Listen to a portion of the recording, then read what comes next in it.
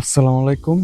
আজকে ডিসকাস করব হলো কিভাবে প্রাইভেট ব্যাংকে আমরা অ্যাকাউন্ট খুলব। কারণ সরকারি ব্যাংকে অ্যাকাউন্ট খোলা অনেক ঝামেলা ব্যাংকের। তো প্রথমে আমাদের লাগবে একটি রেসিডেন্স কার্ড অথবা অস্পতি। আমরা যে বাসায় থাকি সে বাসার ঠিকানা।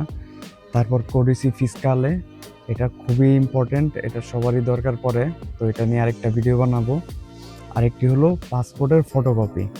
যদি আমাদের পাসপোর্টটা অরিজিনালটা না থাকে সেক্ষেত্রে ফটোকপি দিতে হবে, অথবা আমাদের পাসপোর্ট যদি পোস্তরায় জমা থাকে সেক্ষেত্রে সেটার একটা ফটোকপি লাগবে। কারণ আমরা যারা অবৈধ হিসাবে আছি, অবৈধরা পোস্তরায় আজিলো দিয়ে আমরা পাসপোর্টটা সেখানে রেখে দেয়, তো সেখানে একটা ফটোকপি লাগবে।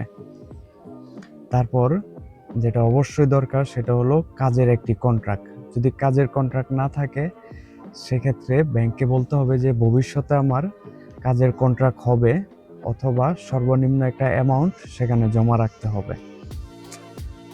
তারপর সবকিছু দিয়ে দিলে সর্বোচ্চ 30 থেকে 1 ঘন্টার ভেতরে কার্ডটা আপনাকে রেডি করে দিয়ে দিবে। আর আমরা যদি সে কার্ডে আমাদের নিজস্ব নাম চাই, যেমন আমার নাম আকরাম, সেখানে আকরাম নামটা উল্লেখ থাকবে, সেক্ষেত্রে আমাকে 10 দিন অপেক্ষা করতে হবে। 10 দিন আবেদন করার পর 10 দিন পর আমাকে সেই কার্ডটা আমাদের হাতে দিবে। আর যদি আমরা চাই যে না, নর্মালি শুধু কার্ডটা দিয়ে দিবে যেটা দিয়ে আমি সব ধরনের কাজ করতে পারবো, তাহলে সেটা ইনস্ট্যান্ট 1 ঘন্টার ভেতর দিয়ে দিবে। তো আমরা যদি নাম না চাই, দুইটা কার্ডের একই কাজ, শুধু একটা নাম থাকবে আর একটা নাম থাকবে না।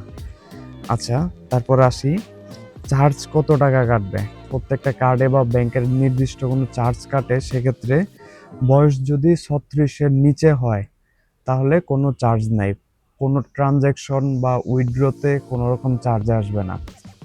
সেক্ষেত্রে শুধু বছরে আমাকে 6 ইউরো দিতে হবে। যদি অ্যাকাউন্টে থাকে সে 6 ইউরো ওটা কেটে নিবে। আর যদি 36-এর উপরে বয়স হয় তাহলে প্রতি মাসে 6 টাকা বা 6 ইউরো বা 7 ইউরো করে ব্যাংক কেটে নিবে। আর সেটা হলো প্রতি মাসে, বছরের নয়। আচ্ছা, তাহলে আমরা এই কার্ডটা দিয়ে কি কি কাজ করতে পারবো? এই কার্ড দিয়ে প্রথমে হলো, আমরা তো যেহেতু বেতনের জন্য নেব, স্যালারি ক্রেডিট হবে, স্যালারিটা নিতে পারবো ডেবিট ক্রেডিট। তারপর অনলাইন শপিং করতে পারবো, অথবা যে কোনো শপিংয়ে গিয়ে আমরা সেটা পে করতে পারবো। বেতন নেওয়াটা তো বললাম। বাস ট্রেনের টিকিট কাটতে পারবো, কারণ এখন বাসগুলোতে পাঞ্চ করলে আমরা টিকিট কাটতে পারি, সে টিকিটের সুবিধাটা নিতে পারবো। আরেকটি আছে, যেমন আমরা দেশে টাকা পাঠাতে চাই, সেক্ষেত্রে ট্যাপ ট্যাপ অথবা রেমিটলি অথবা অন্য যে কোনো ওয়েতে আমরা কার্ডটা অ্যাড করে সর্বোচ্চ ভ্যালু দিয়ে আমরা সেই টাকাটা দেশে পাঠাতে পারবো। শুধু আমাদের দেশে না, যে কোনো দেশে সে টাকাটা আমরা পাঠাতে পারবো। তো এটা ছিল ব্যাংক কার্ড করার নিয়ম।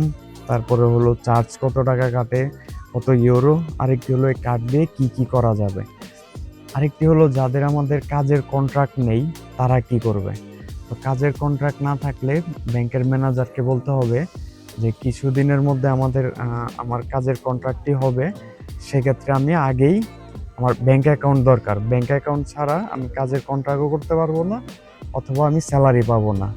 সেক্ষেত্রে ব্যাংকের ম্যানেজার আপনার সব কাগজপত্র দেখে ভবিষ্যতে যেন আপনি সেই কন্ট্রাক্টটা তাদের প্রদান করেন, সেই ভিত্তিতে আপনাকে ব্যাংক অ্যাকাউন্টটা ওপেন করে দিবে। এই ছিল যাবতীয় তথ্য। তো আমি, যদি কারো ইন্টারেস্ট থাকেন তাহলে কোডিসি ফিসকালে কিভাবে বানাতে হয় বা এটার নিয়ম কানুন কি সেটা নিয়ে একটি পরবর্তীতে একটি ভিডিও বানাবো। ওকে, থ্যাংক ইউ।